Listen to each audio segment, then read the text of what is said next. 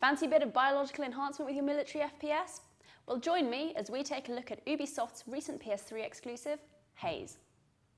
You play Shane Carpenter, a soldier for private military corporation Mantel, whose unit is sent to Boa in South America to quell an insurgency led by an apparently evil genocidal dictator, nicknamed Skincoat after his penchant for wearing the skins of his victims. Nice. Now, aside from the usual bevy of guns and grenades, the Mantel soldier's edge comes from nectar, a biomedical stimulant which enhances your senses, your speed and strength, and your body's resistance for a short time. A sort of sci-fi version of PCP.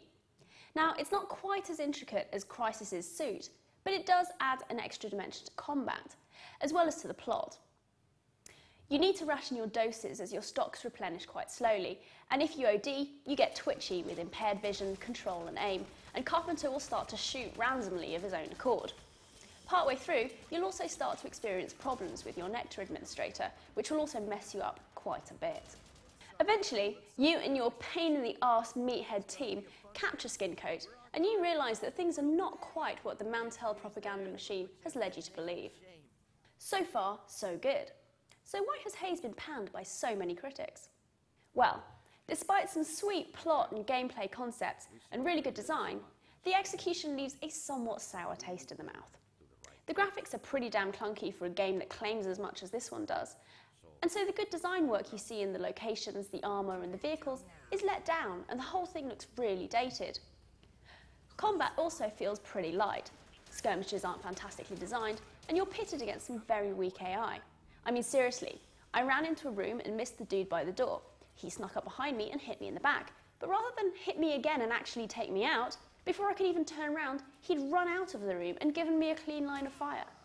This is matched by the stupidity of your own teammates, who will frequently run in front of your gun. But apart from poor mechanics, including the horrifically embarrassing 6-axis control for putting out flames, the real problem Haze suffers from is that its cool plot twisting is executed in such a way that really shoots itself in the head. Now, it's only about halfway through the game, when you switch sides and really learn about nectar, that you realise that a lot of the things you thought were flaws were intended to be there as part of the game. Remember how dead bodies disappeared like it was 1981 or something? Well, that's not shitty graphics. It's a sinister effect of nectar, blinding soldiers to the horrors of war so they can kill without question.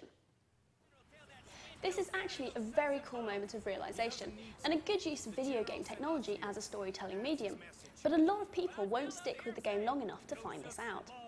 Similarly, you're supposed to dislike your fellow Mantel soldiers, but while in story terms serving alongside pricks leads nicely into your defection, when playing a game it's likely to just make you put down the controller. Also, the script takes these brave and exciting plot ideas and then ploughs through them with all the subtlety of a picture book. Mantel could have been a sinister force, but its troops just come out like bad caricatures. That said, even with this ham-fisted approach, the scenes where you switch are very well done. After your Mantel ship crashes into a swamp, you're left without objective, but with full control of your character for a good few minutes, while you hear flashbacks of your experience so far and radio chatter from Mantel. Wandering around aimlessly in this murky environment is a very good mimic for Carpenter's disorientation, and I suddenly became very impressed with the game. The poor graphics will pull you back from this, but even so, once you switch sides with a new HUD and no nectar, the first time you're asked to turn against your former teammates should make you feel a little uncomfortable. In conclusion, Haze as an overall experience doesn't live up to the high expectations we had of it.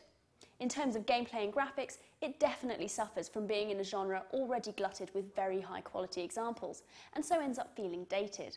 However, there are some commendable and very interesting elements that it would be sad to overlook. I'd give this 3 stars.